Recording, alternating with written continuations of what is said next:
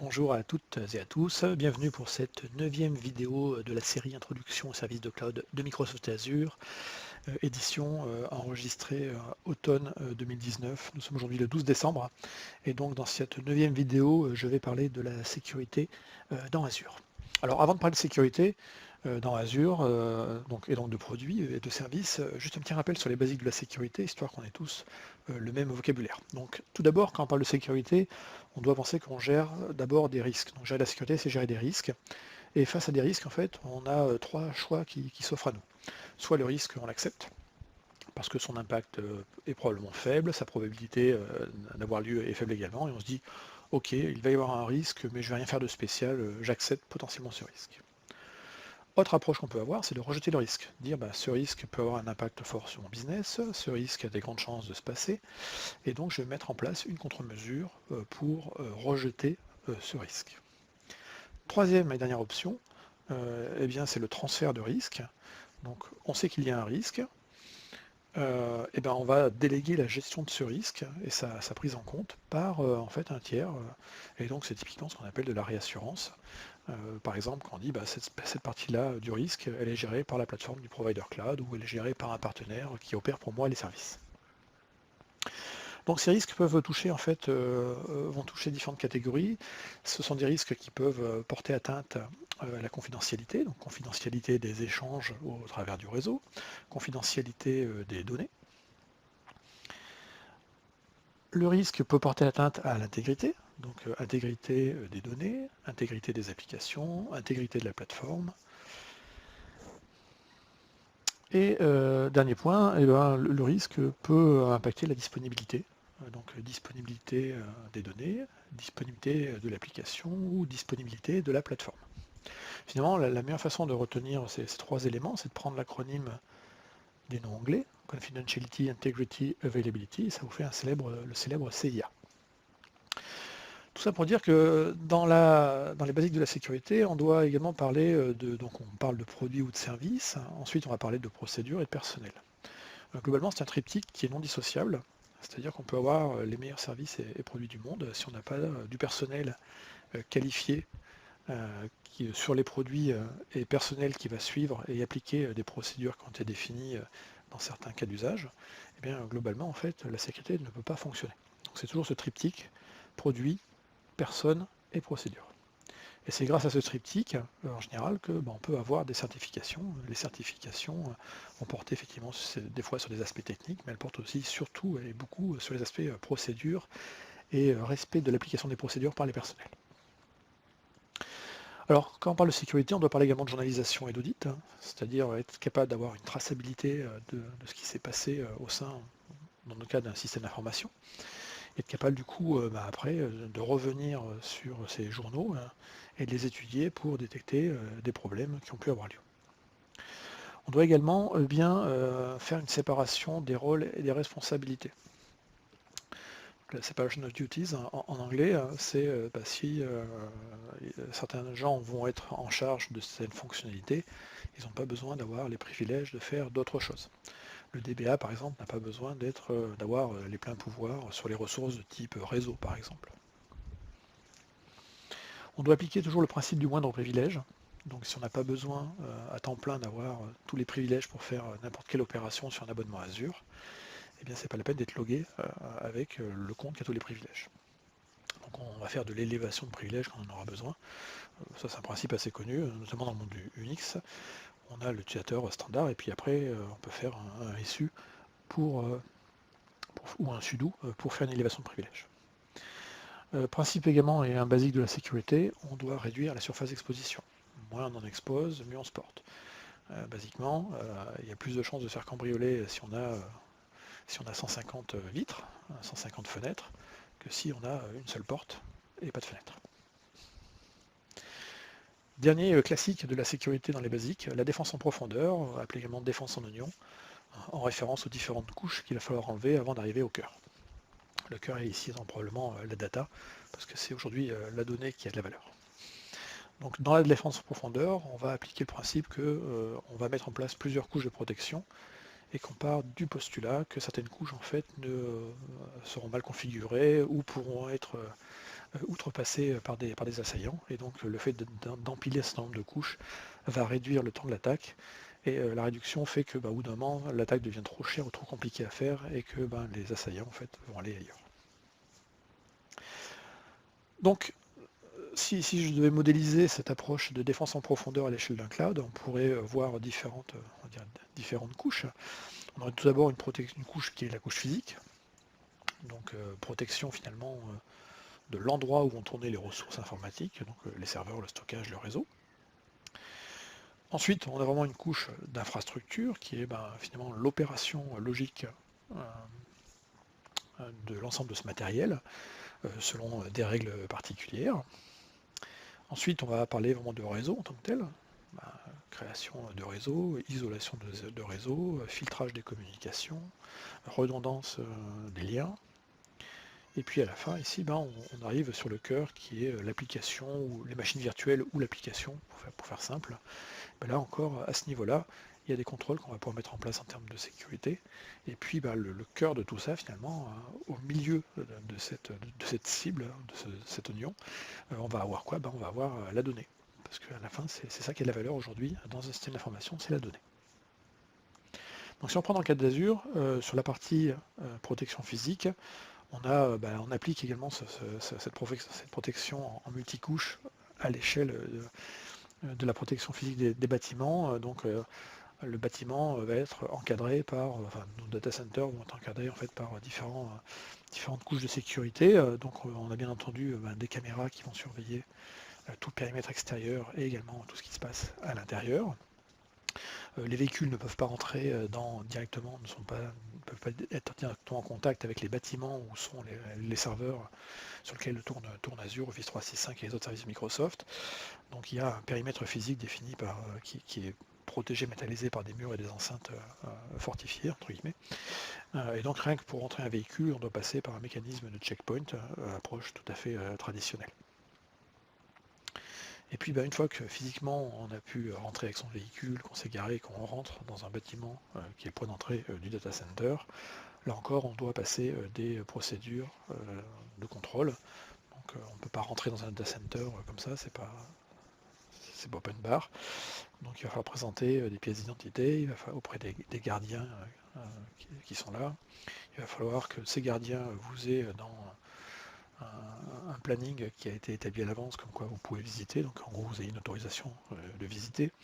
Et puis si vous avez l'autorisation, ensuite, le personnel ou un visiteur doit passer par différents portiques de sécurisation. Donc si c'est un employé, il devra passer par effectivement des SAS avec de la reconnaissance biométrique, des cartes à puce. Et puis ensuite, l'entrée réelle dans les salles serveurs est soumise à des règles assez strictes, notamment passage comme dans les aéroports, de contrôle, détection de métal, etc. Et donc typiquement dans les contrôles qu'on peut avoir, il y a une interdiction formelle de rentrer en fait avec des périphériques de stockage, n'importe quoi. Et donc c'est pour ça qu'on passe par ces scanners avant d'entrer dans les salles serveurs. De la même façon, si on parle de stockage, les disques durs qui sont dans le data center d'Azure, si un disque est en panne ou si des machines sont décommissionnées, les disques ne vont pas sortir comme ça en fait et être envoyés chez des brokers, des revendeurs d'occasion. Les disques en fait sont détruits sur place s'ils contiennent des données utilisateurs, donc en gros des données de clients. Donc on sait ça en fait par simplement la présence d'un tag derrière chacun des disques, et ce tag en fait est scanné pour chacun des disques par des personnes physiques, et en fonction du code retour, si c'est un tag qui correspond à un client ou des disques utilisés dans une plateforme où des clients mettent des choses, le disque sera détruit sur site dans une broyeuse et donc ressortira du data center sous la forme de copeaux de métal. Donc pour la partie, si on remonte dans les couches, partie sécurité des réseaux dans Azure, par définition, on va avoir la sécurité et l'isolation qui est fournie par les virtual networks, tout ce qui est protection contre les dénis de services distribués avec des mécanismes qui sont implémentés par défaut, qui s'appelle des DOS Protection, qu'on peut rajouter, qu'on peut compléter avec une SKU qu'on appelle la standard, qui va rajouter des informations de télémétrie. L'isolation des la sécurité, le filtrage au niveau 3.4 dans un VNet entre différentes ressources réseau va se faire via les Network Security Group. Et puis quand on va avoir besoin en fait d'une passerelle de sécurité filtrante et sortante, on va pouvoir utiliser Azure Firewall, qui est une Network Virtual Appliance, mais cloud native. Donc vous n'avez pas à vous préoccuper en gros de sa gestion, c'est un service de pass. Il est capable de monter en charge, il est hautement disponible. Et en gros, vous le consommez plus que vous administrez la plateforme sous-jacente qui l'a fait tourner.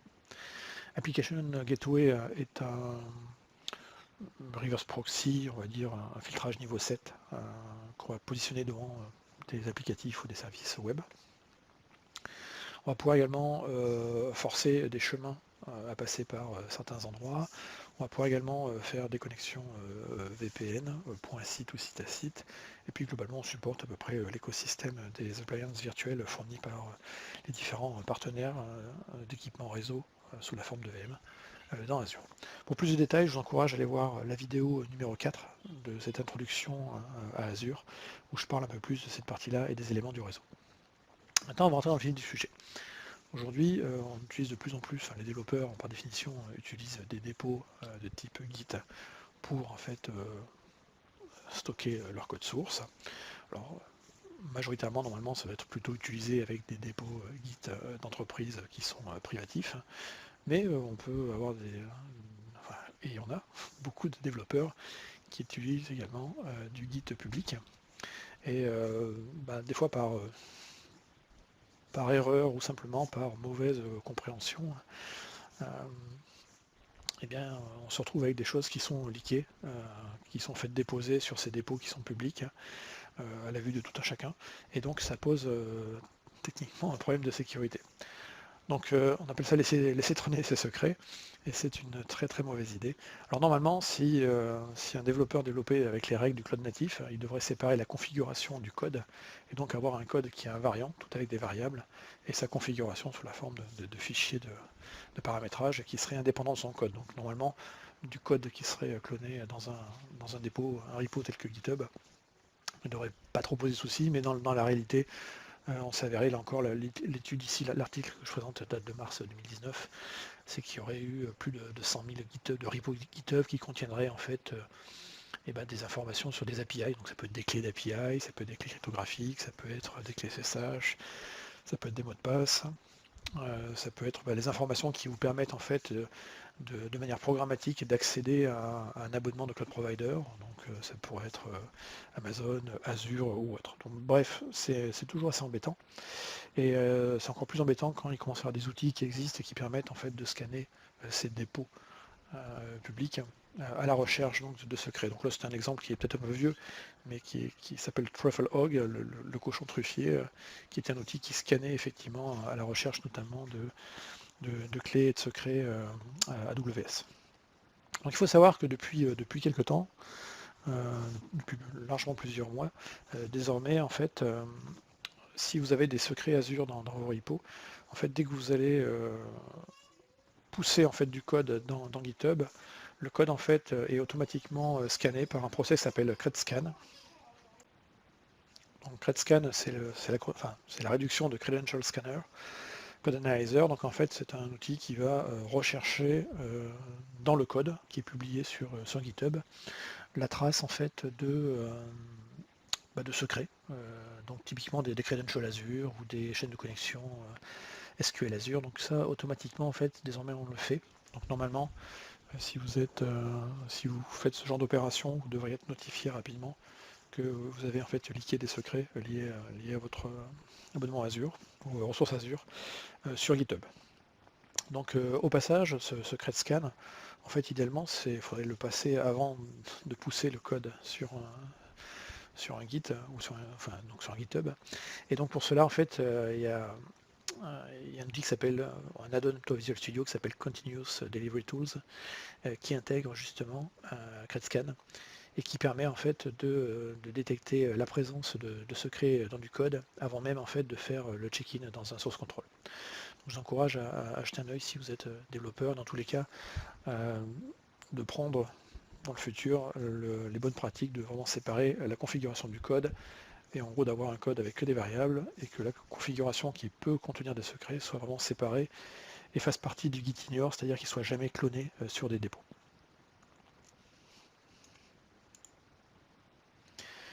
Donc tout ça pour en arriver à Azure Key Vault. Azure Key Vault, en fait, c'est un coffre-fort. Donc si on sépare bien sa configuration de son code, de la même façon, mettre des informations sensibles dans un fichier de configuration n'est pas forcément la meilleure idée du monde, parce qu'en général c'est un fichier qui est en clair. Donc l'idée en fait c'est de stocker tout ce qui est un peu sensible, donc en gros des choses secrètes, de les mettre dans un coffre-fort. Et donc parmi les coffres-forts logiciels qui existent dans le monde du cloud, on a Azure Key Vault qui va en fait permettre de sauvegarder, de stocker de manière sécurisée en fait ces secrets. Donc on va mettre dans un Key Vault des clés de chiffrement, d'autres types de secrets, mots de passe, clés de compte de stockage, etc. Donc ce qu'il faut retenir, c'est que les applications ne vont jamais en fait avoir accès en direct aux secrets. Elles vont passer par un intermédiaire qui est Azure Key Vault, donc elles vont faire référence, dans le code il y aura une référence en fait à un élément d'Azure Key Vault. Et donc ce coffre-fort Azure Key Vault a été conçu pour qu'effectivement si vous y stockez des clés cryptographiques, donc des clés de type RSA, CDDSA, eh bien nous on ne peut pas en fait ni afficher ni extraire vos clés.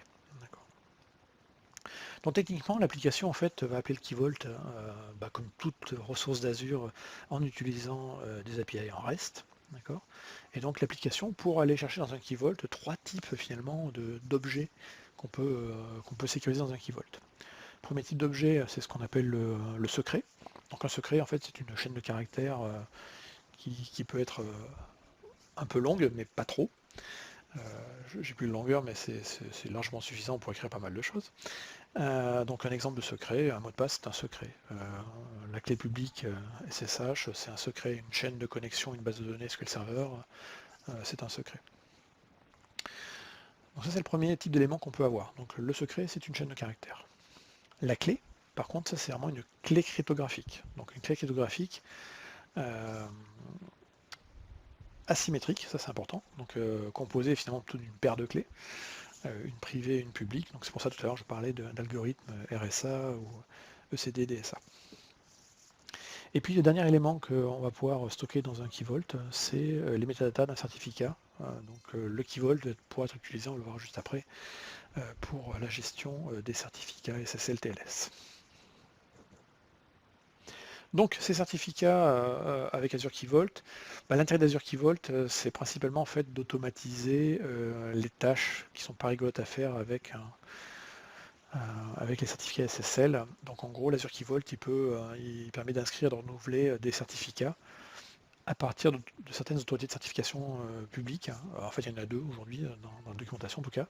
Il y a DigiCert et puis il y a GlobalSign. Donc si vous êtes client DigiCert ou GlobalSign, ça peut être intéressant d'utiliser Azure Key Vault et de lui laisser faire les renouvellements de certificats de manière automatisée.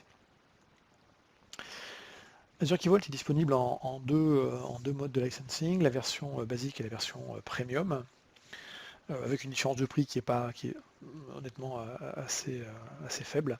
Mais ce qu'il faut retenir, c'est que dans la version premium, le back-end, c'est-à-dire ce qui est derrière en fait l'Azure Key Vault, le stockage des informations et des clés surtout sera fait dans des HSM, des Hardware Security Modules, donc des modules cryptographiques spécifiques qui sont conformes aux normes américaines FIPS 140-2 niveau 2. Et donc techniquement, donc derrière le Azure Key Vault va s'appuyer sur des HSM Encipher et Shield. Donc Encipher à l'époque avait été racheté par Thales et a été revendu depuis. Donc sur les photos oui du Thales, mais voilà, ça appartient à Thales et ça n'appartient plus à Thales. Donc ce sont des boîtiers spécifiques cryptographiques, vous en avez peut-être déjà dans vos data centers sur site, parce que c'est pas limité aux commandes Azure. Et donc ça c'est pas disponible pour la partie Chine. Et puis l'Azure Key Vault permet bien entendu, on parlait tout à l'heure de traçabilité, de journalisation et d'audit, d'avoir une surveillance et un audit sur l'utilisation des clés qui seront stockées dans l'Azure Key Vault. Donc quand on parle de clés, en fait, il est important en fait, de faire le distinguo entre différentes options qu'on peut avoir dans un fournisseur de cloud comme Azure. Donc, première option, c'est la clé qui est générée par le fournisseur de cloud. Donc dans le cas de Microsoft, chez nous dans Azure, on appelle ça la MMK, la Microsoft Managed Key. Donc ça veut dire que il y a peut-être du chiffrement qui est appliqué sur un compte de stockage ou une base de données SQL Server Database ou autre, mais factuellement, à part avoir dit j'ai activé cette fonctionnalité-là, c'est pas vous, en tant que client, qui gérez la clé, vous nous déléguez, vous nous transférez la gestion de, de ces clés. Donc factuellement, ces clés, vous n'allez pas les voir en fait dans un Azure Key Vault. Ces clés, elles sont très très probablement dans un Azure Key Vault également, mais qui est géré par Microsoft. Donc voilà. Ensuite, on a le CMK, le Customer Managed Key. Donc là, c'est le client en fait qui va générer ces clés. Et ces clés seront stockées dans Azure Key Vault et c'est le client qui choisit quand il veut renouveler la clé, faire expirer la clé, l'activer ou la désactiver. Et donc, du coup, la gestion de ces clés devient sous la responsabilité du client. Donc, si le client choisit d'utiliser sa propre clé pour chiffrer, par exemple, une base de données SQL Server, et que le client fait une mauvaise manipulation ou a des administrateurs malveillants qui font supprimer la clé, et que du coup la clé elle n'est plus là, vos données ne sont plus entre guillemets récupérables comme ça, simplement, parce que nous on n'a pas les clés. Voilà.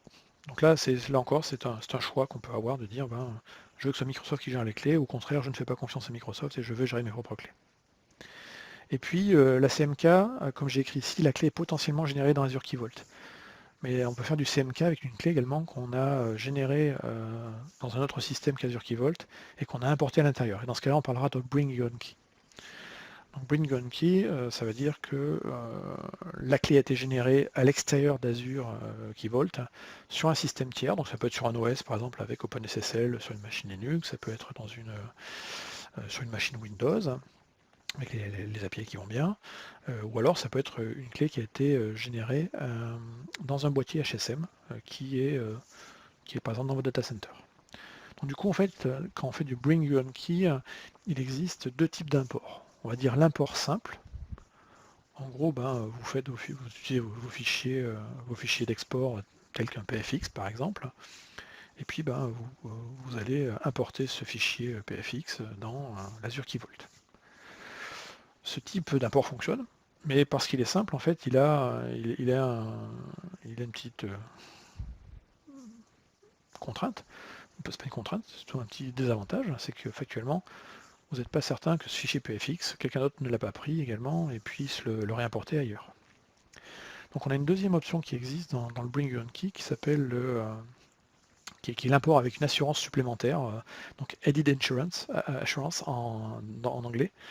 Et en fait, avec ce type d'import, on est certain, garanti, que la clé qui est importée dans Azure Key Vault ne peut pas être importée, ne peut pas être utilisée ailleurs. Donc elle ne peut pas aller dans autre chose que l'Azure Key Vault que vous avez voulu lui mettre en destination. Et en fait, dans cette approche-là, en fait, on va avoir un mécanisme qui va s'établir entre un boîtier HSM sur site et le boîtier HSM qui est, ou la ferme de boîtier HSM qui est derrière en fait Azure Key Vault dans Azure. Donc en fait, ça c'est important. Le Added Insurance, il permet de répondre de manière factuelle en disant est-ce que Microsoft peut exporter mes clés? Donc non, on ne peut pas en fait exporter les clés des clients. Parce qu'une fois que la clé est provisionnée dans le système et donc dans les HSM sous-jacents, en fait, on n'a pas la capacité en fait d'extraire. Donc en fait, les boîtiers HSM que nous avons pour Azure Key Vault sont bridés ou verrouillés en tout cas, pour empêcher les opérations en fait d'export. Donc on peut faire par contre en tant que client un backup des certificats, des clés qui sont dans l'Azure Key Vault, et le client peut également restaurer son backup s'il a fait une mauvaise opération. La restauration ne peut marcher que dans un Azure Key Vault. Donc on ne peut pas vraiment sortir la clé et puis dire tiens je vais l'utiliser ailleurs. Voilà. Ensuite, la garantie de non-exportabilité, en fait, elle est apportée par l'utilisation des boîtiers HSM Thales Encipher, simplement parce que le mécanisme d'import avec assurance ajoutée, il passe par tout un ensemble d'outillages faits par Thales et donc qui empêche de faire des opérations d'export sur les boîtiers que nous on utilise chez nous. Et ça garantit également que la clé exportée depuis l'HSM sur site vers Azure Key Vault et donc le HSM derrière Azure Key Vault ne peut être que On ne peut être fait que dans le cadre d'Azure. Donc en gros, quand on veut faire du Bring Your Own Key en version assurance augmentée, eh bien il va falloir donc avoir sur site également du coup des boîtiers N-Cipher. Donc il y a différents modèles qui existent, il y a des versions cartes également. Et Thales, et donc probablement désormais l'équipe de N-Cipher qui a repris sa liberté, avait également un package incluant du service, donc des consultants qui viennent aider justement à faire ces opérations de génération dans le data center local sur le HSM de nouvelles clés, et ensuite processus d'importation de ces clés dans Azure Key Vault. En fait, le process, il est assez bien détaillé dans la doc, dans la documentation, soit du côté N-Cipher Thales, soit du côté Microsoft. Donc les clés, quand on va faire du Bring Your Own Key en version assurance augmentée, les clés sont générées sur site. Ensuite, il y a une procédure d'importation qui va utiliser un transfert HSM to HSM. Donc là, c'est des outils, c'est pas nous qui les maîtrisons, c'est vraiment le fournisseur des HSM qui le fait. Les clés vont ensuite être stockées dans les boîtiers HSM qui sont derrière le service Azure Key Vault. Nous, on ne peut pas voir ces clés ni les exporter, comme je l'ai dit. Et ensuite, le service Azure Key Vault, lui, va aller utiliser les clés. Et nous, en fait, on réplique ces clés, enfin, on a un mécanisme qui fait que les clés ne sont pas stockées dans un seul boîtier HSM, mais dans une ferme, donc un ensemble de boîtiers HSM, pour des raisons simplement de montée en charge et de capacité à répondre à la panne d'un équipement. Et puis finalement, ensuite, l'application va utiliser l'Azure Key Vault, et donc les clés de l'Azure Key Vault. Et donc nous, on va fournir aux clients l'ensemble des journaux et des activités qui ont lié sur ce service. Donc ce qu'il faut voir dans la gestion et le cycle de vie des clés, c'est qu'il y a finalement trois personnes normalement, si on fait bien la separation of duty, donc la séparation des rôles et des responsabilités, qui vont vraiment travailler là-dessus. D'un côté, on va avoir le responsable de la sécurité, c'est lui qui va gérer les clés, donc c'est lui qui est en charge de créer le coffre for l'Azure Key Vault dans Azure, c'est lui qui va mettre des clés ou les secrets dans le coffre, et c'est lui qui va accorder à des applications le fait de pouvoir opérer de faire certaines opérations avec les clés, par exemple. Dire cette application elle doit utiliser la clé pour faire de la signature ou du chiffrement, ou désemballer ou emballer une clé, donc chiffrer ou déchiffrer une clé. Et c'est lui qui va activer la partie journalisation. Donc celui qui gère les clés, on va l'appeler passe-partout, c'est le RSSI. Donc normalement, si on séparait bien les rôles, on a les développeurs qui vont coder l'application, peut-être les DevOps qui vont aller la déployer ou déployer des VM dans Azure ou d'autres services pour utiliser cette application. Mais la gestion des clés et des secrets dans le Key Vault, ça doit être fait par le gars qui fait la sécurité. Les développeurs, les administrateurs IT, eux, ils vont déployer une application, ils vont déployer un système, et c'est lors de ce déploiement-là qu'ils vont donner en fait la référence à l'application en disant le secret, la clé ou le secret sont là-bas, et là donc on va donner la référence de l'objet secret ou de l'objet clé avec le Key Vault associé. On va voir un exemple tout à l'heure derrière. Mais ce qu'il faut retenir, c'est que le développeur ou l'administrateur IT, ici, finalement, lui en tant qu'humain, il n'a pas la capacité en fait à aller voir la clé ou à l'extraire. C'est vraiment l'applicatif en fait à qui on va donner les droits. Et dernier profil, l'auditeur ou l'auditrice qui va surveiller et faire la revue derrière de la bonne utilisation des clés conformément aux politiques de l'entreprise. Donc là encore, on a vraiment, les rôles sont très séparés. Il y a celui qui gère, il y a celui qui utilise et il y a celui qui surveille. Donc, on va se mettre dans la peau de Passepartout, le RSSI. Et donc ici, on va aller dans l'Azure Key Vault et on va créer un secret. Donc un secret, là j'ai pris un exemple simple, je l'ai appelé le mot de passe de ma VM, je lui ai donné une valeur ici. On peut mettre ici une description. Et puis on peut activer ce secret à une date donnée et on peut également donner une expiration à ce secret. Une fois que ce secret est créé, donc on est vraiment ici dans le Key Vault dans la partie secret, eh bien un secret en fait il est versionnable. Un mot de passe typiquement devrait changer régulièrement. Donc on a la version actuelle ici, et bien on peut créer une nouvelle version et ainsi de suite, garder une traçabilité tout en changeant les versions et en ne changeant pas le code qui est derrière. Ça, c'est le plus important. Donc comment en fait une application va accéder au secret, par exemple ici, elle va passer en fait par un appel d'API REST et elle va demander en fait elle va appeler en fait une URL particulière qui sera constituée du nom du key vault, .vault.azure.net, / donc secret ou / keys si c'est une clé, ensuite le nom du secret, donc ici moi c'était mot de passe, et ensuite la version. Voilà.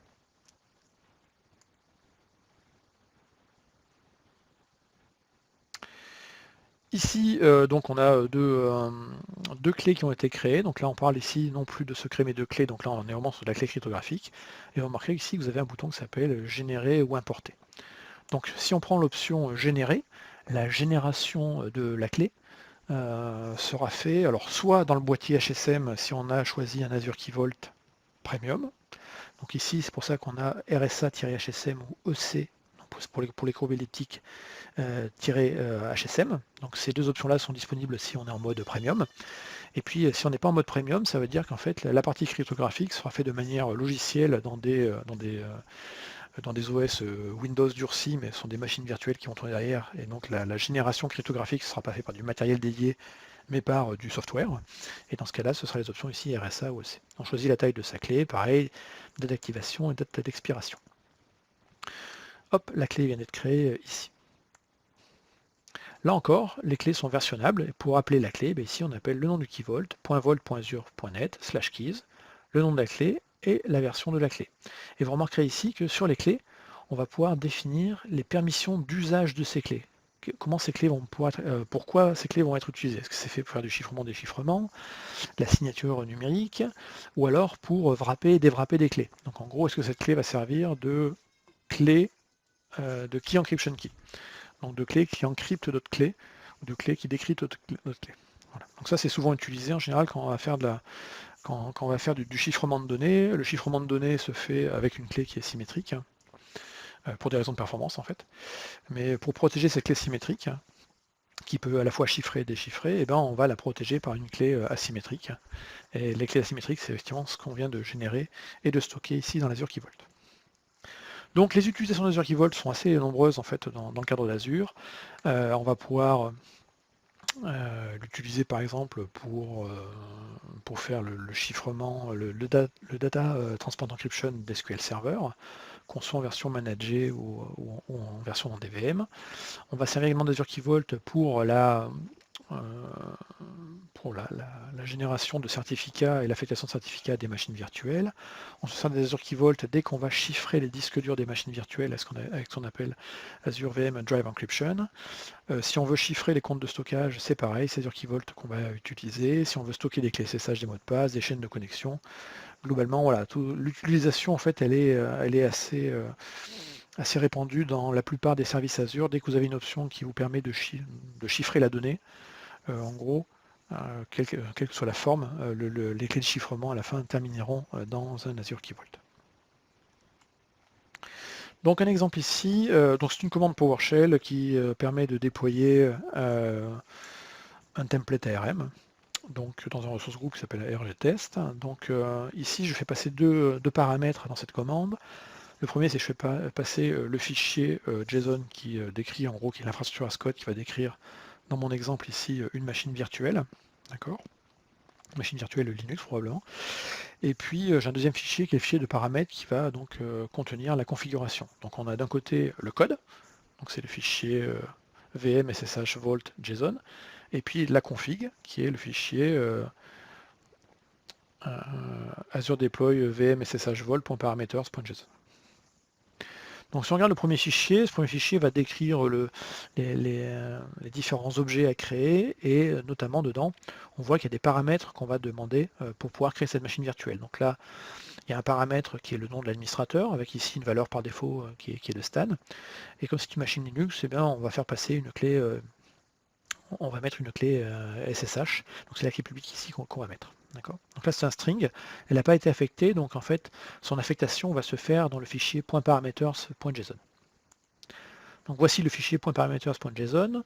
Donc il est très simple, ici dans ce fichier on a remis une valeur, on a réaffecté une valeur à admin user name. Donc là j'ai remis Stan mais j'aurais pu mettre n'importe quoi, Toto. Par contre, ici, sur le SSH data, on n'a pas affecté, on n'a pas quelque chose qui s'appelle value égale, et puis là, on aurait rendu codé écrit dans un fichier, ça c'est pas bien, un secret. Et bien ici, à la place de mettre le secret, on fait une référence au secret. Donc on va donner une référence au key vault. On donne l'identifiant du key vault, c'est-à-dire /subscription, l'ID de l'abonnement Azure, /ressource group, le nom du ressource group où il y a le key vault, /provider, microsoft.keyvault, /vault, / le nom du key vault. Et dans ce key vault, on le dit, ce que tu cherches, c'est un secret qui s'appelle ma clé SSH. Et à partir de là, en fait, ce sera la fabrique Azure qui va avoir le droit d'aller chercher cette information-là. Donc quand je disais que l'administrateur, le développeur ne connaît pas le secret, effectivement, le fait de faire la commande new ARM ressource group deployment, donc de faire un déploiement ici, techniquement, cette commande fait quoi? Elle envoie les fichiers JSON et les fichiers .parameter.json à la fabrique Azure, et la fabrique Azure, après, va les traiter. Et en fait, l'administrateur du key vault, ici, va donner des droits à la fabrique Azure. Donc il y a une option spécifique là-dessus pour dire j'autorise pour les déploiements RM à accéder au key vault. Et donc c'est la fabrique Azure qui, de manière programmatique, va avoir le droit en fait d'aller chercher le key vault. Et donc on voit bien ici que le DevOps ou l'IT en fait ne connaît pas en fait la valeur de la clé SSH. Un autre exemple ici, c'est encore de la phrase code, mais cette fois-ci c'est du Terraform. Là encore, dans ce déploiement Terraform, j'ai bien séparé ma configuration de mon code, donc tout mon code est variabilisé ici, et donc je dis, donc j'ai fait passer en variable ici le nom de mon key vault et le nom du ressource group, et je lui dis, écoute, va chercher la clé publique SSH, et la clé publique SSH, en fait, elle est dans ce key vault là, donc elle s'appelle clé publique SSH, c'est le nom du secret. Et je lui dis, va chercher ici ça dans le key vault.terraform vault.id, donc sur l'ID en fait de ce vault qu'on a défini ici. Voilà, tout simplement. Là, on a fait passer ici des choses encore secrètes que normalement on ne doit jamais mettre dans un code. Donc ici c'est bien, on est propre. Par exemple ici un SPN ID et puis un SPN secret. SPN étant le service principal name. D'accord. Et là pareil, la même chose, j'ai mis un mot de passe admin pour Windows. Et j'ai fait simplement ici une référence en fait au secret qui est dans le key vault. Donc ici, en tant que DevOps, IT ou le gars qui va déployer cette phrase code, je ne connais pas la valeur des informations, en fait, je ne le connais pas en tout cas en regardant les fichiers de mon phrase code. Utilisation d'Azure SQL, d'Azure Key Vault pour du SQL. Donc alors, le SQL, on peut chiffrer les bases d'un SQL Server, donc on appelle ça, la technologie s'appelle le Transparent Data Encryption. Donc cette opération de chiffrement fonctionne avec une clé de chiffrement. Donc la base est chiffrée avec une clé qui s'appelle la Database Encryption Key, la DEK. Donc cette clé-là est une clé symétrique pour des raisons de performance. Donc cette clé, pour la protéger, en fait, eh bien, on va la wrapper, la chiffrer, la déchiffrer en fait avec une clé asymétrique qui, elle, est stockée dans un Azure Key Vault. Et cette clé asymétrique, on l'appelle la TDE Protector, la Transparent Data Encryption Protector. Donc c'est cette clé en fait. Donc pour que SQL puisse utiliser la clé ici, il y aura une opération en fait automatique de connexion au Key Vault par SQL Server ou SQL Database pour aller en fait faire le déchiffrement de la clé et après pouvoir l'utiliser. Donc typiquement, quand vous avez un SQL Database, donc en passe, quand vous allez dans les options SQL Server, vous allez voir ici l'option Transparent Data Encryption. Par défaut, en fait, les bases SQL Database sont déjà chiffrées avec le TDE, mais la clé est gérée par Microsoft. Donc c'est une Microsoft Managed Key. Et on vous dit, si vous voulez chiffrer votre database, vos backups, etc., eh bien c'est à vous de venir ensuite le faire dans chacune des databases. Donc, pour chacune des databases, en fait, le client dit, moi je chiffre ma database. Ici, on est avec des clés qui sont pour l'instant gérées par Microsoft. Si on veut venir avec ses propres clés, eh bien d'abord, on va aller dans l'Azure Key Vault et soit importer, soit générer une clé. Donc là, j'ai généré ici une clé RSA. Je l'ai appelée TDE Protector, Stan. Et ensuite, eh bien, je retourne dans ma console d'Azure SQL Database et partie SQL Server ici. Je viens dire, j'utilise ma propre clé. Et à ce moment-là, je vais sélectionner ma clé. Et là, je vais sélectionner le Key Vault où est ma clé et la clé dans le Key Vault. Et je dis, cette clé devient la clé par défaut de mon TDE Protector, tout simplement. Autre usage d'Azure Key Vault pour cette fois-ci les machines virtuelles. Donc on peut chiffrer les disques durs des machines virtuelles dans Azure. Donc on va les chiffrer avec les technologies BitLocker si on est sur du Windows ou du dmcrypt si on est sur du Linux. Et donc la techno s'appelle Azure Disk Encryption, ADE. Donc là encore, option numéro 1, je dis OK, je crée une nouvelle machine virtuelle et cette machine, j'active dessus le chiffrement du disque et je veux que le stockage de la clé BitLocker soit dans mon Key Vault. Donc on est obligé de donner un Key Vault, ce sera l'endroit où sera stockée la clé BitLocker. Donc ça évite effectivement que des personnes puissent télécharger par exemple les fichiers VHD des machines virtuelles depuis Azure et puis les réinstancier par exemple sur un Hyper-V. Donc là en faisant ça, en chiffrant les disques durs des machines virtuelles, on se prémunit de ce risque-là, parce que le disque peut être volé, mais quand la machine va démarrer, elle va chercher en fait sa clé BitLocker. Sa clé BitLocker, elle est stockée dans l'Azure Key Vault, qui est toujours dans Azure. Donc, si on fait l'option de base, on va se retrouver ici avec des nouveaux secrets, un secret par machine virtuelle, qui s'appellera un secret qui s'appellera de type BEK. BEK, acronyme de BitLocker Drive Encryption Key. Donc là, ici, c'est vraiment la clé BitLocker en clair. Donc ici, potentiellement, si une personne a le droit, les permissions d'accéder depuis la console Azure à l'Azure Key Vault, potentiellement il peut voir effectivement l'information de la clé BitLocker. D'accord, donc il a l'information. Si on veut être plus strict, l'idée ce serait plutôt que laisser cette clé ici en clair, c'est de chiffrer cette clé avec une autre clé. Donc là, la clé BitLocker Drive Encryption, une clé symétrique, on va la chiffrer avec une paire de clés asymétriques. Donc on va la wrapper. Donc on va faire ici une BitLocker Drive Encryption Key qui est chiffrée elle-même par ce qu'on appelle une Key Encryption Key. Donc ce qui est intéressant, c'est que du coup la Key Encryption Key, on peut la mettre dans un autre Key Vault.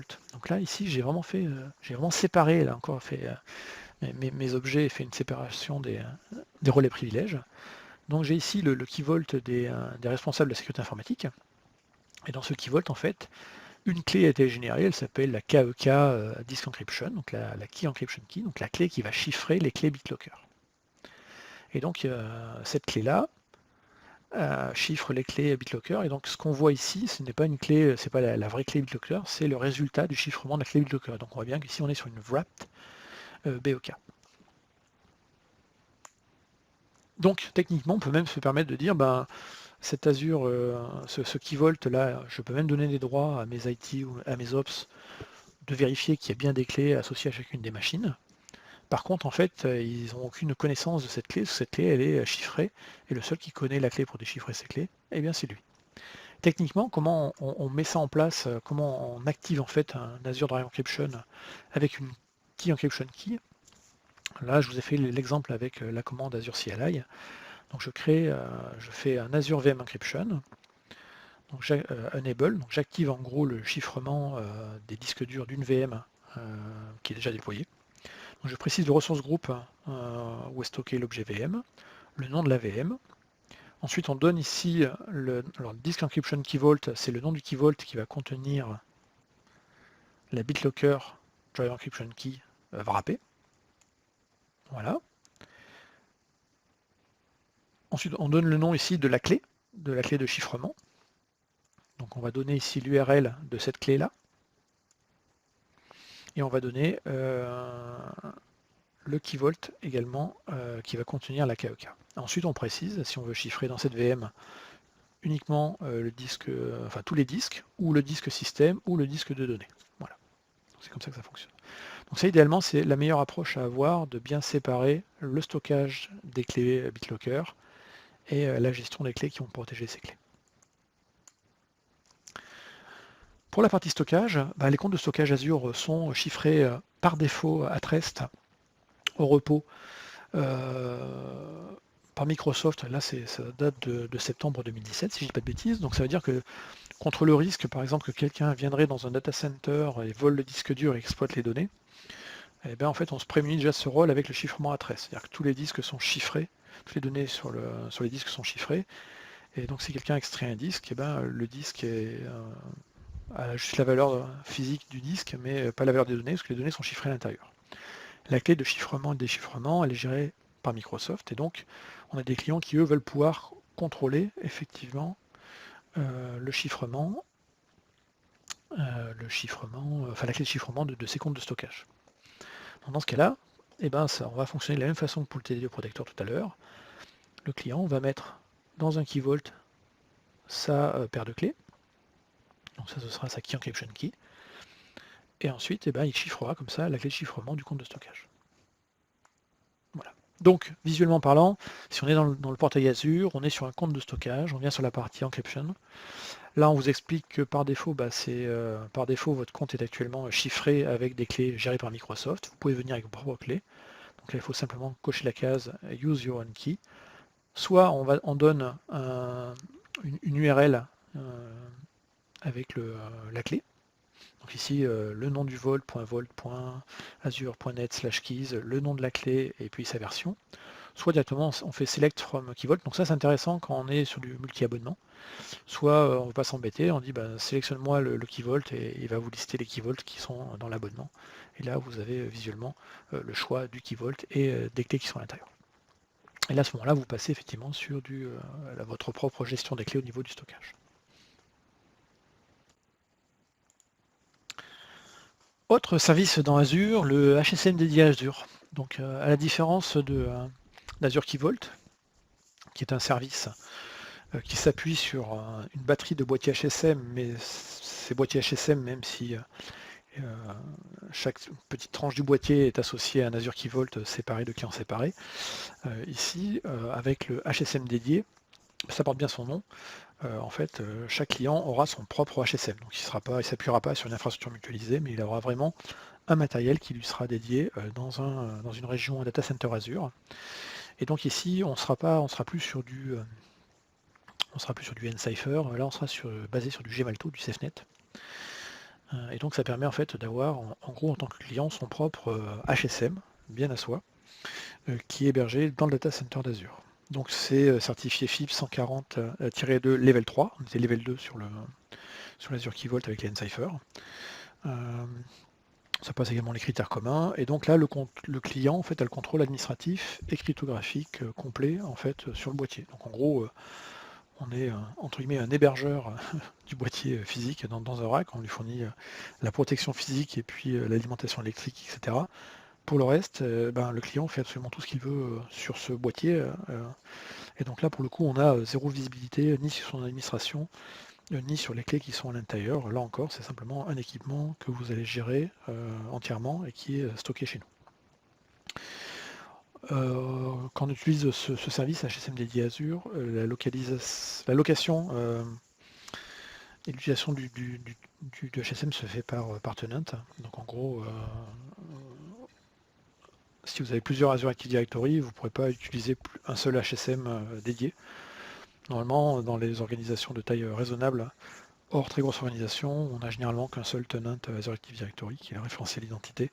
Donc normalement, ça ne devrait pas poser de soucis, mais voilà, le HSM s'utilise qu'au niveau du tenant et pas au-delà des frontières du tenant. Autre service, on quitte un peu le monde des secrets pour retourner sur le monde de la communication réseau. Azure Bastion. Comme son nom l'indique, c'est un service de Bastion qui va vous permettre en fait de vous connecter de manière sécurisée à des machines virtuelles qui sont exécutées dans Azure. Et donc de vous y connecter en fait sans avoir à ouvrir en direct des communications sur des IP publics pour ces différentes machines virtuelles. Donc en gros, on va passer par une machine de rebond. Et cette machine de rebond, en fait, on va s'y connecter via du HTTPS. Donc on va en fait encapsuler dans une enveloppe HTTPS sur le port 443 du RDP ou du SSH. Et le tout en fait sera utilisable au travers d'un client web compatible HTML5, donc en gros un navigateur. Quand on va créer un Azure Bastion, en fait, il va automatiquement créer des règles de NSG pour autoriser le RDP ou le SSH sur les machines qui seront ensuite que vous allez accéder au travers de Bastion. Donc pour résumer l'architecture, on va avoir l'administrateur qui va se connecter donc au portail Azure, et depuis le portail Azure, il va rebondir en fait sur le service Azure Bastion. Et ce service Azure Bastion, en fait, lui va créer les règles de NSG pour accéder en fait en RDP ou en SSH en fait sur les différents environnements, les machines qui tournent dans Azure. Donc pour l'instancier, on cherche simplement Bastion dans le marketplace d'Azure. On doit mettre Bastion, ce service, dans un VNet, dans un subnet, pardon, dans un subnet particulier qui a pour nom Azure Bastion Subnet, il n'y a pas le choix. Et il lui faut un /27 ou plutôt un /26 maintenant comme préfixe. Il lui faut également à ce service une adresse IP publique, donc un objet Azure adresse IP publique. Donc soit lors de l'assistant vous créez cette adresse IP publique, soit vous réutilisez une IP publique que vous avez déjà.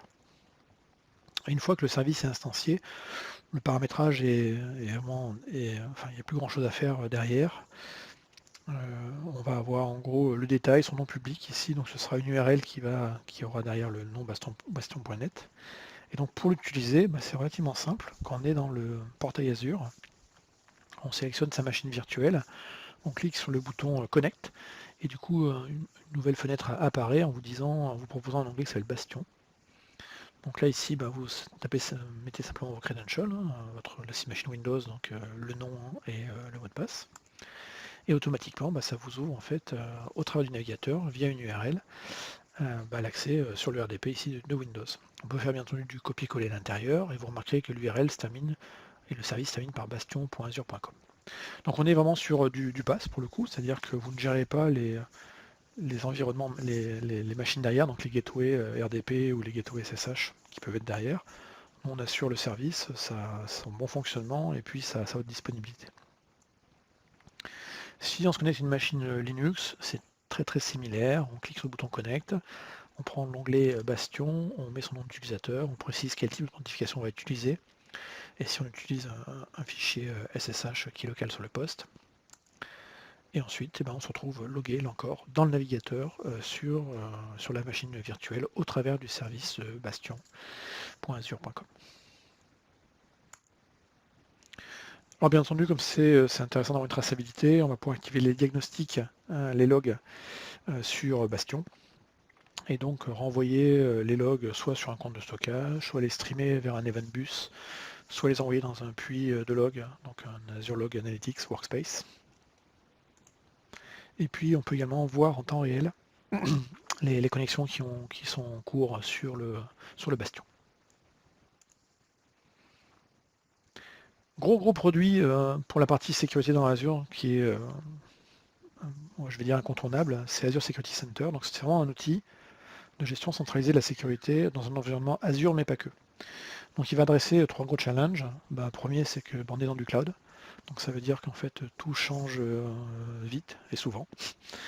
Deuxième challenge, c'est que les attaques sont de plus en plus évoluées. On n'est plus au début des années 2000 où on avait juste un scan de port et puis des scripts qui me disent qui envoyaient leur petite requête derrière. Maintenant, on peut faire des choses un peu plus évoluées. Et puis, globalement, en gros, avec quelque chose qui bouge de plus en plus vite et des attaques qui sont de plus en plus compliquées, on a le dernier problème qui est que on n'a pas des tonnes de personnes non plus qui sont capables de gérer ces problématiques en termes de sécurité. Les compétences en sécurité sont ce qu'elles sont. Il y en a beaucoup plus qu'il y a quelques années sur le marché parce que il y a plus d'écoles qui sensibilisent à ça, etc. Néanmoins, l'offre par rapport à la demande est pas tout à fait proportionnelle. Et donc du coup, on doit faire avec. Donc en gros, on ne peut pas avoir tous des super spécialistes et des équipes dédiées à la sécurité en grand nombre dans les organisations. Donc il faut en gros essayer de simplifier tout ça. Et c'est un peu un des buts d'Azure Security Center. Donc cet outil, ou ce service plutôt, va fournir des outils pour évaluer déjà un environnement et en gros déterminer les ressources sur lesquelles il peut y avoir des risques. Et là on en revient à ce que je disais au tout début de cette vidéo. Le risque peut porter atteinte à la confidentialité, à l'intégrité ou à la disponibilité des données, des services et des plateformes.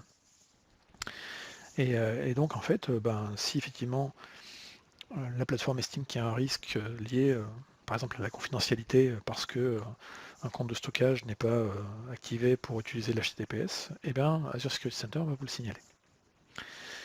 Du coup, il va proposer également des recommandations préventives derrière, et il va également proposer un système d'alerting si il voit qu'il y a des choses qui sont en train de ressembler à des attaques. Donc l'idée c'est vraiment de sécuriser plus rapidement la plateforme, parce que c'est vraiment très intégré, vous allez voir. Et en plus, on n'est pas limité qu'à des produits et des services Microsoft. On va voir qu'on peut intégrer dans Azure Security Center également des choses externes et tierces. Donc il existe deux licences d'Azure Security Center. La version gratuite qui est intégrée en fait, mais qui ne va pouvoir travailler que sur des ressources qui sont dans Azure et ne va pas tout fournir en termes de fonctionnalités. Et puis la version standard, qui elle va rapporter beaucoup plus de fonctionnalités et va s'étendre au-delà des frontières d'Azure. Donc comment va fonctionner cet outil? Donc on va déjà cibler quels sont les abonnements qu'on veut voir visualisés dans le portail, on va configurer des stratégies de sécurité et potentiellement on va pouvoir ajouter des choses qui ne font pas partie d'Azure, comme des ordinateurs. Et une fois qu'on aura fait le paramétrage initial, on va se retrouver avec ce genre de tableau de bord avec pas mal de couleurs dessus, qui peut faire un peu peur au départ parce qu'il peut y avoir beaucoup de rouge. Alors des fois il y a du rouge parce qu'il y a des risques, il y a des choses qui ont été mal faites. Des fois il y a du rouge alors que le risque, on l'a accepté parce qu'on sait que c'est pas vraiment un risque en fait. Et donc du coup on pourrait en fait avoir moins de rouge. Voilà. Ensuite, donc ça c'était la vue très, très générale de l'ensemble. On va maintenant rentrer un peu dans le détail. Si on prend, donc on a ce qu'on appelle la partie hygiène sécurité au niveau des différents types de ressources. Donc on a ordinateur et application, enfin compute et application, tout ce qui est réseau, stockage et data, identité et autres. Donc là, si on vient sur la partie compute et apps et qu'on vient sur la partie machine virtuelle et serveur, eh bien on va avoir en fait l'ensemble des machines virtuelles qui sont gérées dans Azure Security Center, machines virtuelles venant d'Azure ou pas. On verra ça le ou pas tout à l'heure. Et pour chacune, eh bien, on va avoir en fait des recommandations et puis une barre derrière avec différents codes de couleurs. Donc en gros, bleu et vert, c'est plutôt pas mal. Orange, un warning. Et puis rouge, ça mérite vraiment d'y regarder. Donc si on prend une machine par exemple ici, je prends une machine et on me dit qu'il y a 4 recommandations, 2 qui sont assez importantes, 2 pas très graves, moyennes, et une qui est vraiment pas très grave. Et donc on va voir en bas ici la liste des recommandations. Donc il y a eu en fait différents tests qui ont été faits, différents assessments. Donc il y en a 11 qui sont passés, il y en a 2 qui étaient non disponibles. En gros, j'avais dit c'est pas la peine de les passer parce que j'accepte le risque et ça, je sais que dans mon environnement c'est comme ça et pas autrement. Et ensuite on a les recommandations. Donc là dans les recommandations, il va dire par exemple la recommandation numéro 2 est assez intéressante. Votre machine devrait être redémarrée pour appliquer les mises à jour système. Donc en gros, j'ai pris des mises à jour sur cette machine Windows et en fait la machine Windows n'a pas redémarré, donc les mises à jour ne sont pas appliquées. Donc potentiellement il y a un risque lié au fait que la mise à jour étant pas appliquée, la machine est vulnérable par rapport aux problèmes de sécurité qui ont été corrigés par la mise à jour. Donc si je prends par exemple cette option-là, et je clique dedans, là on va me donner un descriptif qui me dirait de redémarrer la machine pour appliquer les correctifs et sécuriser la machine des vulnérabilités, ce que je viens de vous raconter.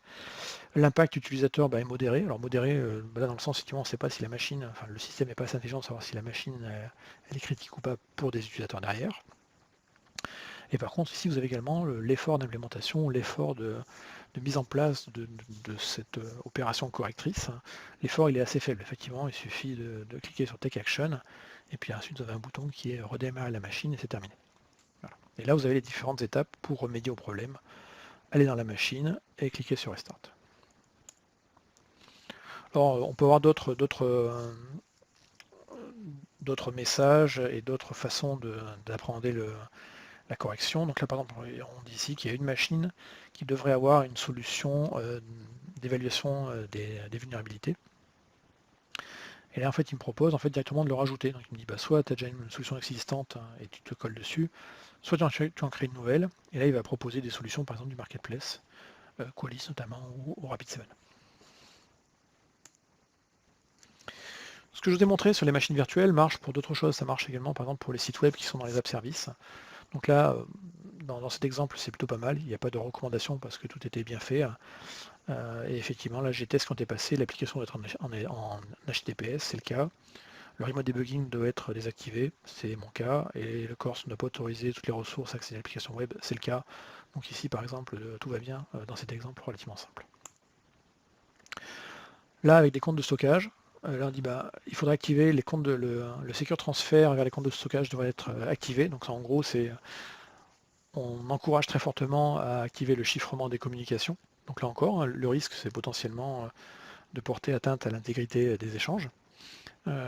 Donc si on active le secure transfer sur les comptes de stockage, on force l'utilisation de SMB3, donc avec le SMB encryption, ou l'utilisation de HTTPS. Donc là, typiquement, il me dit actuellement le score il est de 8 sur 20, et là, en faisant ces opérations-là, on gagnerait plus 12. Donc en fait, tous les éléments dans Azure Security Center, il y a un système de scoring, c'est un peu la gamification, mais l'idée c'est d'avoir le maximum de points, et donc d'être au mieux aligné aux bonnes pratiques de sécurité. Donc là, opération de remédiation, je sélectionne l'ensemble de mes comptes de stockage et je clique sur Remediate et automatiquement en fait il me re-switch l'ensemble, il me reparamètre tout ça pour moi et du coup ça fait gagner du temps et je suis désormais à 20 sur 20 sur ce score là. Networking, donc là encore dans la partie hygiène, etc. Eh bien c'est pareil, on va avoir tout un ensemble de recommandations avec des scores, un impact sur le score de la sécurité si on fait certaines opérations. Donc là par exemple il y a écrit certains subnets sous réseau devraient être associés avec des NSG. Donc là effectivement j'ai des subnets, il y en a 12, où il n'y a pas de NSG. Probablement parce que c'est des tests et puis que je ne les ai pas raccordés à internet et que c'était pas bien grave. Mais il me dit ce serait bien de mettre des network security groups. Ou ici, donc là c'était l'exemple tout à l'heure, on doit activer pour cette partie-là le secure transfer pour les comptes de stockage. Voilà. Donc là il y a plein d'exemples et le principe est exactement le même. Ensuite, on a des jolies petites cartes ici sur lesquelles on peut zoomer, qui s'appellent Network Cards, qui vont en gros modéliser de manière plus ou moins visuelle, en fonction de la complexité de l'environnement, en gros les différents VNet que vous avez, dans quelles ressources groupes ils sont, et quelles sont les ressources qui sont branchées en termes de VM notamment dans ces subnets.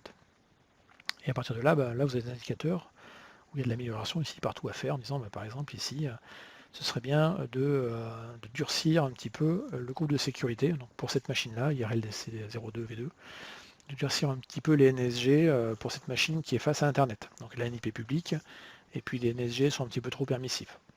Donc là, on suit les conseils, et puis après, on va dans le NSG, et puis on s'aperçoit qu'on a laissé trop de choses ouvertes, et on le referme. Voilà. La même manière ici, dans la description aussi, ici il y a écrit, il y a des ports de management qui sont utilisables sur la VM, ça vaut le coup de les refermer, s'il n'y en a pas besoin.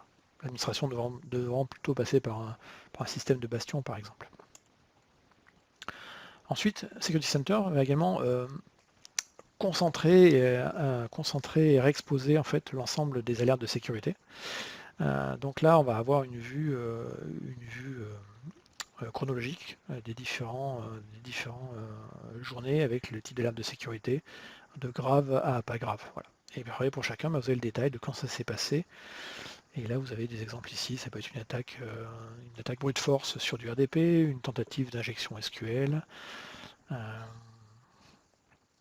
Ça peut être, voilà, par exemple ici, un conteneur qui est en train de tourner avec du crypto mining à l'intérieur. Enfin, plein de choses qui se passent et qui ne devraient pas se passer. Et donc s'ils sont détectés, tout ça est accumulé dans cette timeline et on va pouvoir générer des alertes derrière custom pour se faire prévenir quand il y a ce genre de choses.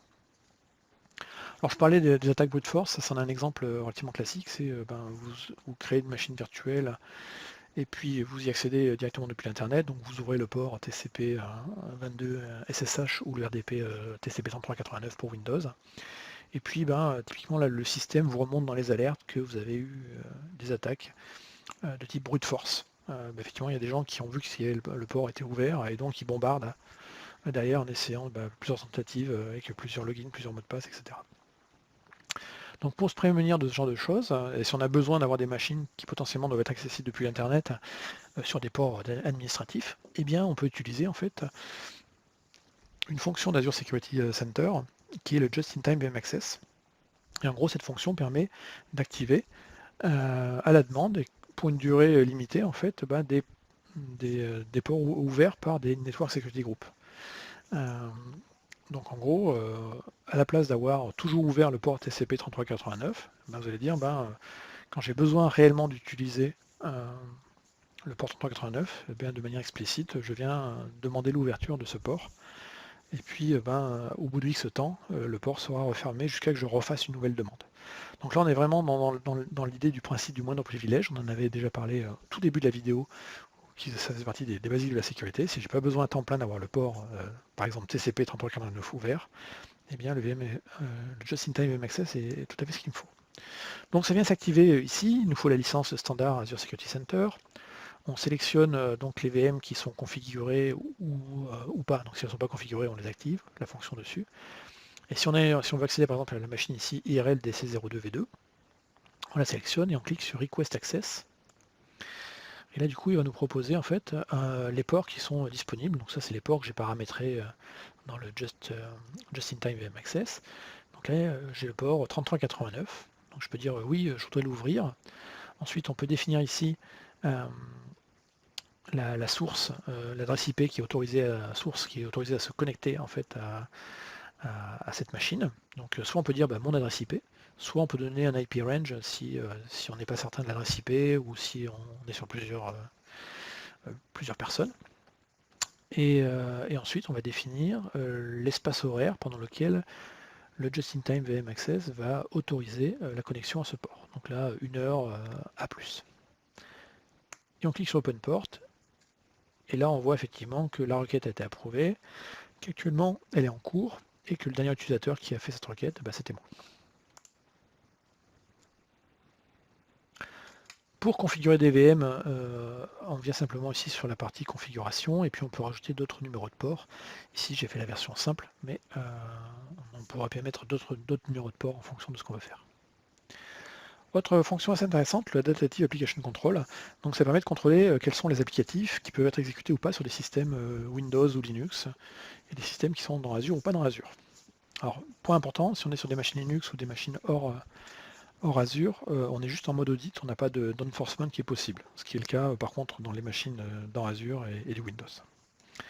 Là encore, il faut le tiers standard d'Azure Security Center. Et l'idée, en fait, c'est l'utilisation on utilise du machine learning pour déterminer, en fait, quels sont les exécutables qui sont exécutés, en fait, sur la machine. Et à partir de là, on crée une liste en disant, il y a tout ça qui tourne. C'est légitime, parce que, voilà. Et on va créer une liste blanche de ce qui est autorisé. Donc, pour que ce machine learning soit efficace, il lui faut pas mal de data, et sur un échantillonnage qui soit représentatif. Donc aujourd'hui, il nous faut minimum 2 semaines de collecte de données pour analyser la machine et savoir en gros quelle est sa baseline. C'est comment elle fonctionne en temps normal pendant 2 semaines. Alors à noter que si vous faites déjà si vous avez déjà des stratégies AVP Locker qui sont appliquées sur des machines Windows, donc AVP Locker, ça permet exactement de faire ça. Hein. Ça permet dans le monde Windows depuis, je crois 2008 R2 si je dis pas de bêtises, de dire j'autorise de faire des listes blanches ou des listes noires d'applications autorisées ou pas à être exécutées sur Windows. Donc ça ressemble beaucoup à la Datative Application Control, hein, c'est d'ailleurs basé probablement sur une partie des mêmes mécanismes. Et donc si on a déjà des VM qui ont été déployés avec des GPO qui ont appliqué de l'APP Locker, il y aura incompatibilité avec cette partie-là. Donc attention sur ce point-là. Donc la beauté de ce mécanisme, c'est que ça permet de filtrer et de limiter le risque d'exécution de code non connu ou malveillant sur les serveurs. Ce qui arrive en général dès qu'il va y avoir une intrusion sur des serveurs, en général, les attaquants, les assaillants vont essayer de poser leurs propres outils pour ensuite rebondir et puis faire leur récupération d'informations ou leur cassage de mots de passe, etc. Donc l'idée là encore, vraiment, c'est d'empêcher que des exécutables tierces puissent être déployés sur un système qui normalement en fait ne les connaît pas et ne les utiliserait pas. Et puis ça a un autre effet intéressant, c'est que ça permet également d'éviter l'utilisation en termes de conformité de licence, d'éviter peut-être que des outils soient installés alors qu'il n'y a pas de licence dessus. Donc si vous dites là, sur ces machines-là, il n'y a que les logiciels un tel qui peuvent être exécutés et pas les autres, ça évite comme ça que potentiellement des gens installent d'autres trucs, même si c'est des administrateurs légitimes. Donc en gros, quand on va activer la Datative Application Control, le système va par définition vous proposer des groupes de machines. Là encore, c'est il va déterminer les patterns de machines qui fonctionnent de la même façon. Donc dans mon cas ici, les noms sont générés.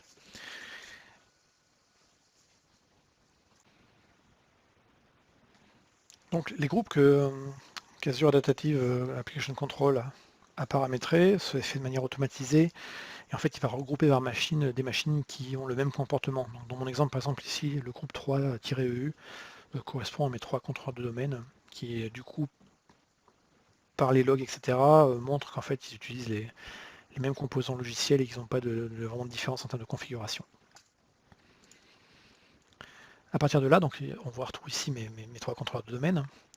Et en fait, il va proposer une recommandation en termes de signature finalement du code exécuté. Donc dans cet exemple qui est assez simple, j'ai juste des contrôleurs de domaine Windows qui donc utilisent juste les composants natifs fournis dans Windows. Donc il n'y a pas d'éditeur tiers qui a des solutions qui sont exécutées en termes d'application sur ces machines-là. Donc là, du coup, il va me proposer en fait de faire une whitelist basée sur les règles que l'éditeur c'est Microsoft ou Microsoft Azure Dependency ou Microsoft Third Party Code. Donc en gros, c'est les signatures des différents exécutables qui sont en train de tourner sur mon application. Ceux qui ont déjà fait de la VP Locker ne seront pas très surpris, c'est assez similaire par rapport à ce qui existe depuis de nombreuses années.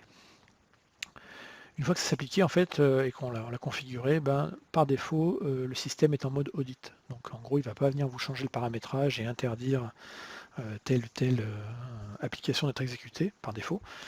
Ce sera à vous après de choisir de se mettre, de dire ok, suite à une période d'audit où finalement j'ai pas eu de nouvelles choses qui sont apparues et par rapport aux règles établies, mon système a bien fonctionné. Sans lever d'alerte, je peux passer après en mode enforcement, où là pour le coup ça empêche d'exécuter d'autres applications, etc. Toujours dans la partie adaptative, le network hardening, où là en fait c'est une analyse cette fois-ci des communications qui ont lieu entre des machines virtuelles et l'Internet globalement. Et en gros, le système, par là encore apprentissage, va définir un pattern et donc associer ce pattern avec des NSG qui sont reliés à la VM ou au subnet. Donc en gros, par rapport à ce qu'il a vu comme trafic passé, et par rapport en fait aux règles qui sont établies, il va dire ces règles-là, elles me semblent un peu trop permissives par rapport à ce qui est fait normalement. Et si c'est le cas, en fait, le système encourage à revoir les règles et donc va proposer des recommandations pour limiter un petit peu les choses. Donc là, pour les recommandations sur la partie hardening, en fait, il se base, ce sera fait pour certains numéros de port, dans des choses relativement classiques qu'on connaît tous, 22 SSH, 3389 RDP, 21 TCP, 445 SMB, 1433 SQL Server, 1434 probablement SQL Server aussi, 53 DNS, 139 ça doit être NetBIOS ou LDAP. Ouais, l'un ou l'autre. Voilà, je ne connais pas tous, mais en gros c'est des ports assez classiques et probablement des choses qui sont sur le monde Unix également.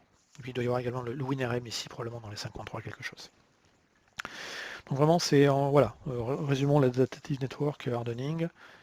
Il compare la réalité des communications avec les règles de NSG et puis après il essaie de proposer des choses pour que ce soit un peu mieux et moins permissif. Là encore il faut le tiers standard d'Azure Security Center pour avoir ces choses-là. Donc comment il va faire en fait la proposition d'amélioration des règles de NSG? En fait, derrière, en fait, là encore, c'est du machine learning et ça factorise pas mal de choses, dont le trafic qui aurait été changé, plus tout ce qu'on appelle le thread intelligent. C'est pas thread, mais threat, c'est une erreur dans mon slide. Donc en gros, tout ce qui est toute la donnée collectée de nos unités anti-cybercriminalité. Et donc on sait par exemple repérer, on connaît les noms de domaine, on connaît les adresses IP de pas mal de réseaux qui sont infectés. Donc si on a des communications qui partent à destination ou depuis ces endroits-là, là encore, ça va lever des propositions de fermeture au niveau des NSG pour qu'elles soient moins permissives. Pareil, s'il y a des endroits qui sont connus ou réputés de confiance, je sais pas, je dis un service pass sur Azure par exemple, c'est un exemple parmi tant d'autres, là encore ça permet de faire le distinguo entre les bonnes communications et les mauvaises communications et donc d'éviter comme ça de faire des règles qui seraient trop restrictives. Donc une fois que ça c'est fait, il proposera en fait des règles basées sur des IP particulières, des ports donnés, le tout pour vraiment exposer le minimum. Là encore, on en revient sur les basiques des premiers slides de cette vidéo, c'est on expose le minimum, donc on ouvre le minimum également les trafics et les NSU. Donc là encore, vous avez sous la forme de recommandation, on va dire ici, ces règles-là peuvent être durcies. On vous donne ici l'impact sera modéré, et là l'effort est modéré, il y a un peu plus d'effort que simplement faire le redémarrage d'une machine qu'on a vu tout à l'heure. Là il y a un peu plus, de choses, et là vous avez tout le détail et le mode opératoire derrière. Donc là par apprentissage, par exemple ici il a vu qu'il y avait, pas mal d'accès au port 389 depuis différentes sources. Et donc là il encourage à faire des changements, et on peut rien de forcer, modifier les NSG ici par rapport à ce qu'il a pu voir. Alors, des fois il pourra avoir des choses qui ne sont pas bonnes, mais voilà, c'est le principe. Toujours dans Security Center, on a le Compliance Dashboard and Report. Donc en gros, un tableau de bord qui va vous donner en gros l'état de votre système par rapport à des règles de conformité de compliance. Donc ça va faire une évaluation en continu de l'environnement Azure, et ça vous donne des indicateurs pour dire là votre posture par rapport en fait en termes de conformité par rapport à tel ou tel standard, il est bien ou il n'est pas bien. Donc par défaut, aujourd'hui, on supporte les standards suivants, l'Azure CIS. Donc CIS, c'est Center of Internet Security. Donc c'est un site web en fait qui contient de la très bonne documentation sur comment sécuriser différents types d'environnements, Windows, Linux, Kubernetes, Azure ou autre. Et donc il y a pour chaque environnement des documents à télécharger qui sont en gros tous les points, toute la checklist à surveiller. Donc il y en a un pour Azure, donc vous pouvez le télécharger, cherchez Azure CIS et vous avez un PDF qui est associé à ça. Et donc là, on se base par rapport à ça. Le standard PCI DSS, donc pour tous ceux qui utilisent le monde de la carte bancaire pour les paiements en ligne, ils doivent être certifiés PCI DSS. Donc là, il y a pareil un ensemble de règles définies par le consortium. Et donc exemple de règle toute simple, avoir un firewall. Voilà, ça fait partie du PCI DSS. Ça peut être bête, mais donc il y a toute une liste comme ça de points à respecter pour être certifié. Donc là, c'est ce qu'on va vérifier justement avec Azure Security Center. ISO 27001, là en gros, c'est les différents contrôles qu'on va pouvoir avoir au niveau de la protection du système d'information, de sa gestion plutôt, pour être plus précis. Et puis on a également le SOC TSP. Donc, pour voir tout ça, on est dans Security Center, on va dans la partie conformité réglementaire. Et donc ici, on va ensuite pouvoir choisir les 4 options dont je vous ai parlé, Azure CIS, PCI DSS, ISO 27001 ou SOC TSP. Et là derrière, en fait, on retrouve compatible par rapport en fait, au document. Donc si on prend le CIS, le document il est organisé en différentes parties qui sont Identity Access Management, Security Center. Et pour chacune des parties, en fait, on a des sous-paragraphes derrière qui disent sur la partie par exemple compte de stockage, il faut faire ça, 3.1 ce sera tel truc, 3.2 ce sera 3.3, etc. Donc là par exemple dans mon exemple ici, on voit qu'au niveau de compte de stockage, je respecte bien ce qui est demandé, ce qui est proposé dans l'Azure CIS. Identity Access Management, j'ai des choses à faire, il faudrait que je regarde après le détail, donc il suffit d'ouvrir et puis après d'aller voir les contrôles de conformité qui ne sont pas bien mis. Même chose, PCI DSS, je vous parlais du firewall, c'est par exemple quasiment le contrôle numéro 1. Installer, maintenir un firewall pour protéger les données des possesseurs de cartes bancaires.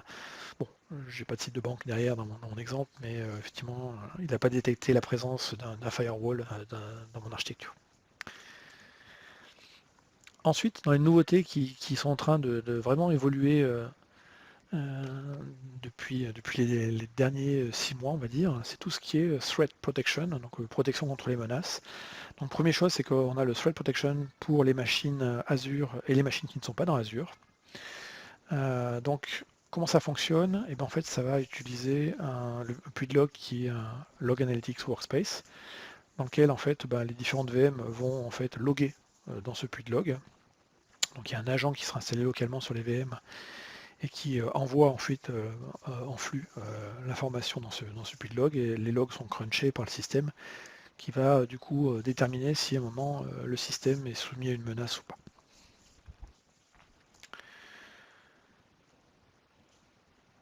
Donc ça s'active puits de log par puits de log, donc workspace par workspace.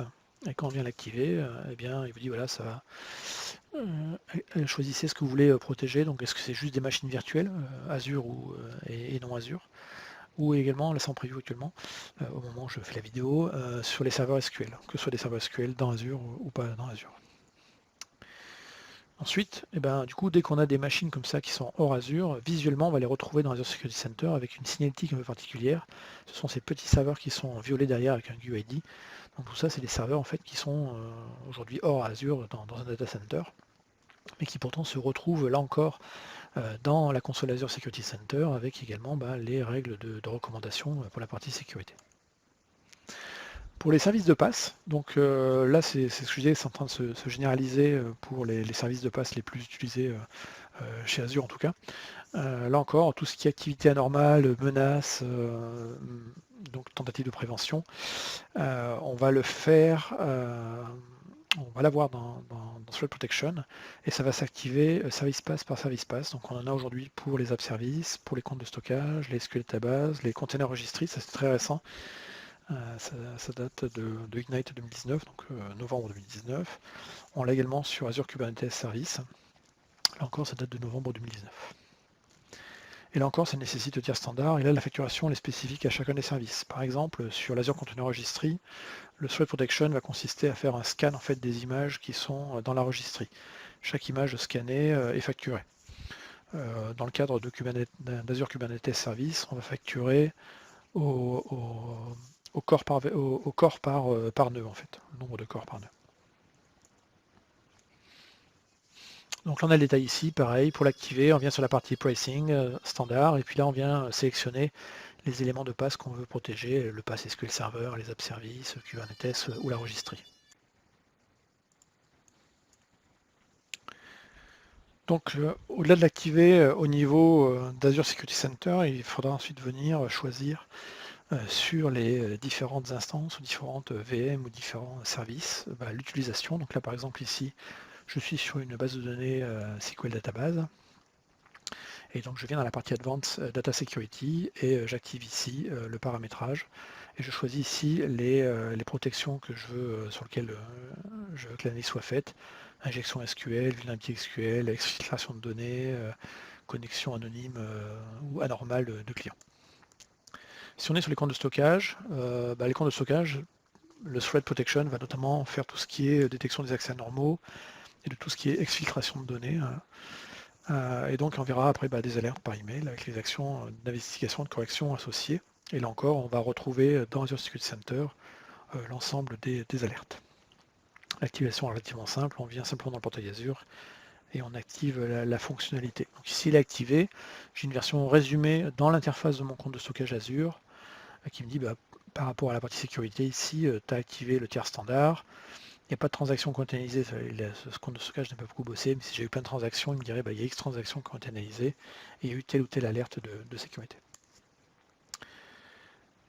Dernière chose assez rigolote dans Security Center, c'est la partie Security Alert Map. Donc si on prend de nombreuses alertes de sécurité qu'on a configurées, ensuite on est capable en fait, par rapport à ces alertes, d'avoir également une vue en gros des IP sur le globe qui ont entre guillemets fait des opérations considérées comme des menaces sur vos systèmes. Donc là ici j'ai réussi à en avoir une au moins pour cette vidéo qui venait d'un pays qui venait de Russie en fait.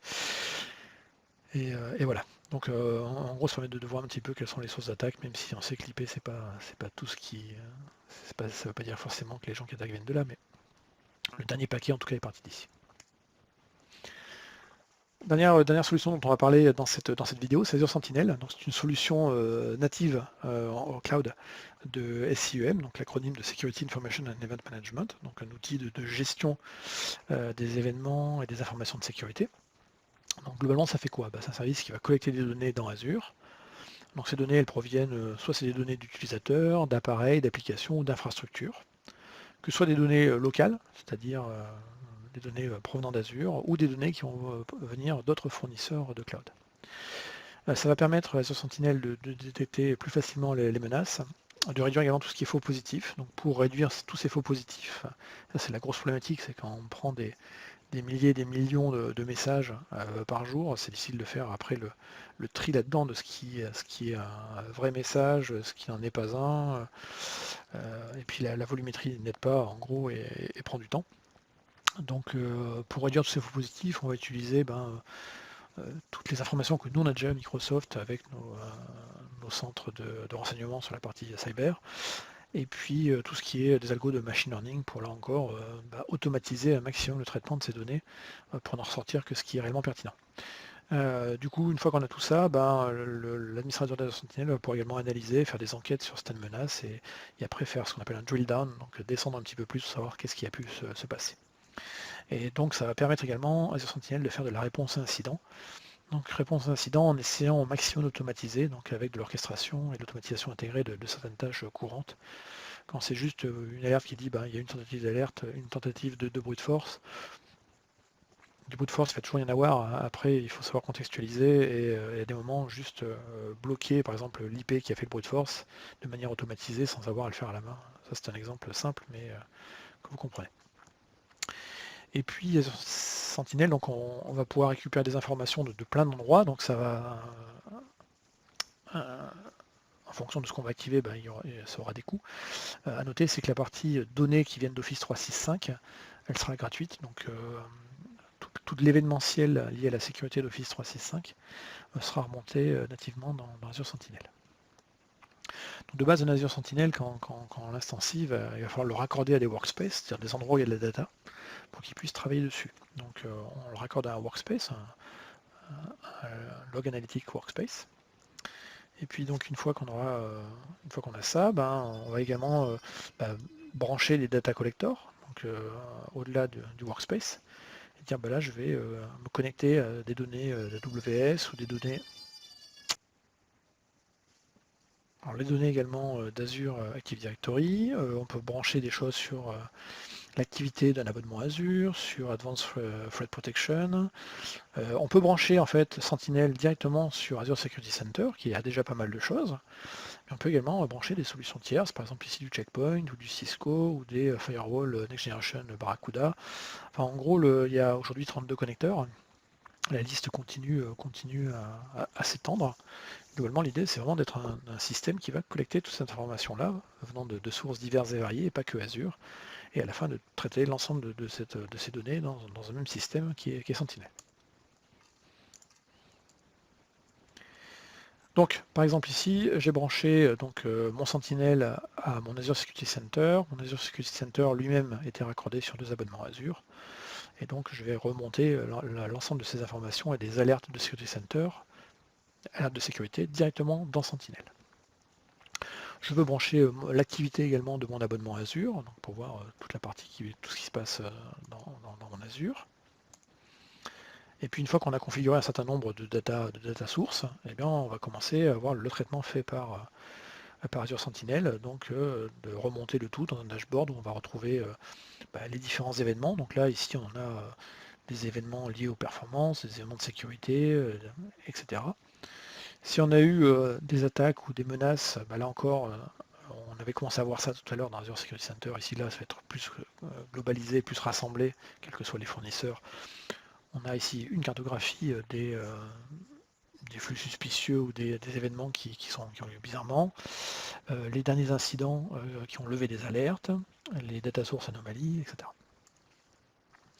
Si on met sur la partie incident, là on va retrouver tous les incidents et pour chaque incident en fait on peut lui affecter un niveau de sévérité, un statut et puis l'assigner éventuellement à des personnes pour qu'il soit traité. Donc là encore, après il va falloir faire un travail derrière d'automatiser un maximum parce que là typiquement ici c'est une machine qui se fait bombarder en brute force attaque. On va pas s'amuser à reprendre chacun des éléments et l'assigner, etc. Donc on va essayer de regrouper ça par lot et d'automatiser dès qu'on va prendre ce type d'attaque, de faire telle opération derrière.